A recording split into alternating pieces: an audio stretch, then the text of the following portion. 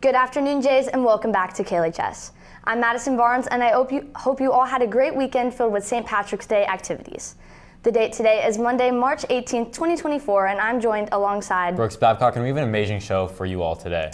We will start with the story from reporter Libby Hurst as she updates us on the future renovations of LHS. Then we will go over some announcements where we will update you on the return of men's volleyball, how to donate items to KC Pet Projects, and how you qualify for MV assets, along with info on college/career fair. And finally, reporter McKenna Millum will give us a highlight on women's soccer. There's a lot to cover for today's show, so make sure you sit back and relax because this is KLHS. Kind of.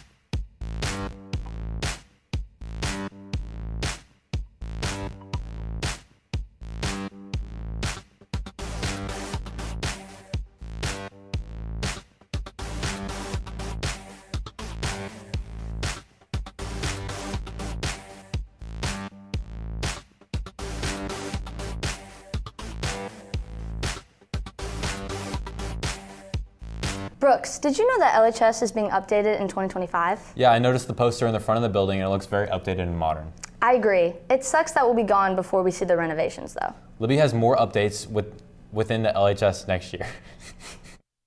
What's up, Liberty? I'm Libby Hurst, here to give you some information about the renovations happening here at LHS. Lots of exciting stuff are happening here, so if you aren't a senior, I would suggest you start listening.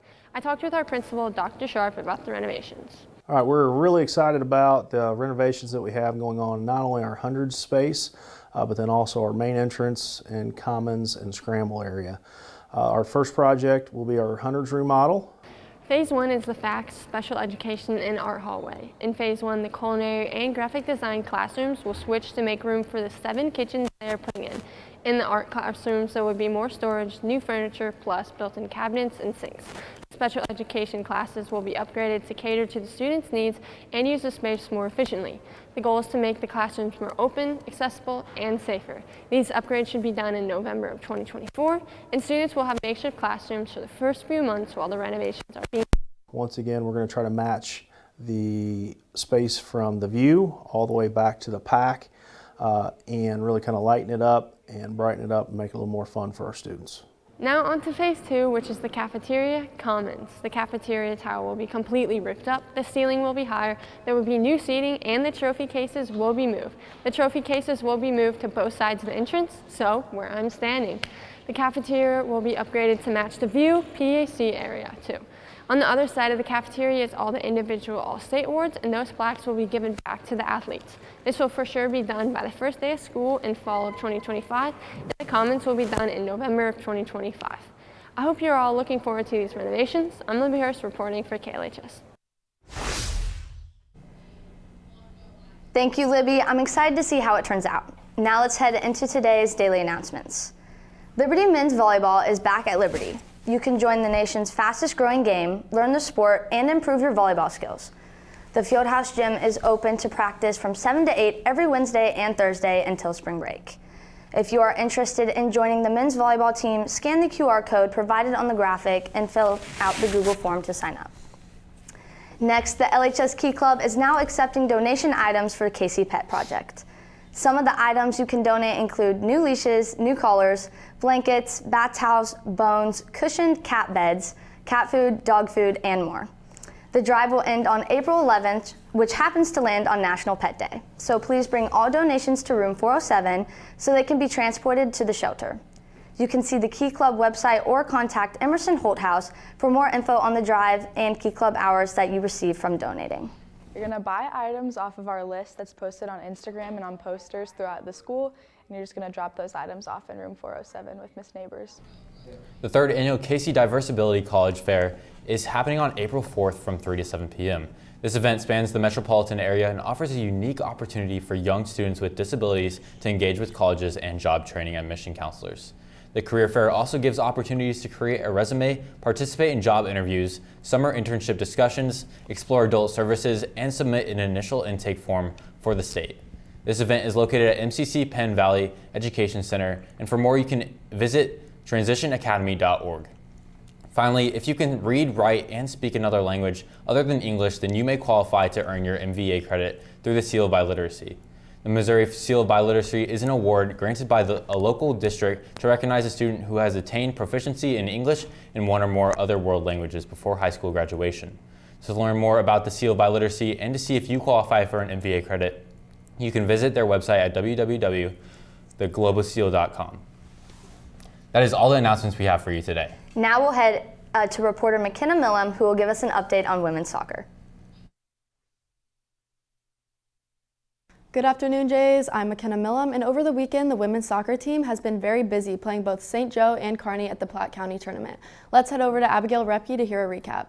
Our first game was against St. Joe, which we played in St. Joe, and we won 2-1. And then the last game we played was against Kearney, and we won 3-2. I feel like the team has gone off to a good foot. I say winning our first 2 games is a great standard to set. We were kind of filling each other out during those 2 games with a lot of new players, a lot of new chemistry. So I think by winning those 2 games, by being able to come together as a team and score those goals, I think will only contribute to the success at the end of the season. Our next game is actually today, and it's against Green Valley at Platte Purchase Middle School. I think with the team right now, we have a lot of young players and a lot of inexperience, but as the season goes on, those freshmen will become basically sophomores at that point, and I think that we can make a good run in districts and hopefully have a good end of the season. I would say definitely there is a shift from last year. I mean, having those 14 seniors, you have a lot of experience, you have a lot of varsity experience, and we had played together for years at that point, while as this year, everybody's new to each other, so we definitely have to work on team chemistry and making everybody flow together and kind of just bonding, because a lot of that off the ball kind of communication that you see on the field happens in the locker room as well, just getting to know the girls and having trust in each other. Thank you, Abigail, and good luck to you all this week. Until then, this has been McKenna Millam reporting for KLHS.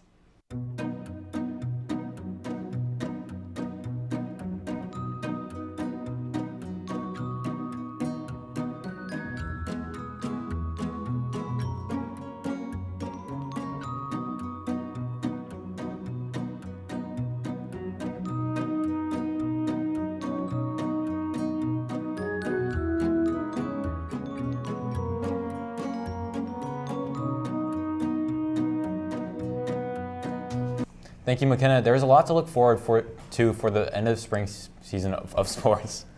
Our show is now coming to an end, so please stand up for the pledge. I pledge allegiance to the flag of the United States of America and to the republic for which it stands, one nation, under God, indivisible, with liberty and justice for all. Make sure to follow all of our social media at KLHS_Jays for more updates on everything LHS. A big thank you to all of our viewers who tuned in today and our amazing behind-the-scenes crew who made this show possible. Don't forget to tune in to our shows every day at 1:29. Until next time, this has been Madison Barnes. And Brooks Babcock. Have a meaningful Monday, Jays.